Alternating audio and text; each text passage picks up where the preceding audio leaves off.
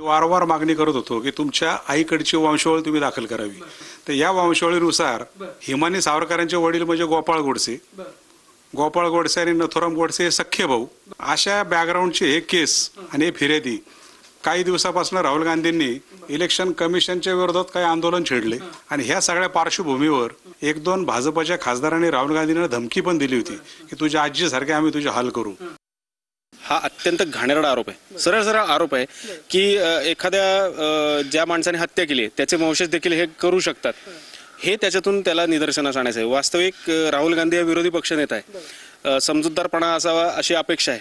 पण त्यांना देखील झेड सुरक्षा आहे आणि अशी सुरक्षा असलेल्या व्यक्तीला जर हा धोका वाटत असेल तर माझ्यासारख्या सामान्य माणसाने काय करायचं. माझ्या ज्या वैयक्तिक जे माझं चारित्र्य आहे त्याच्यावर प्रश्नचिन्ह उपस्थित करणार.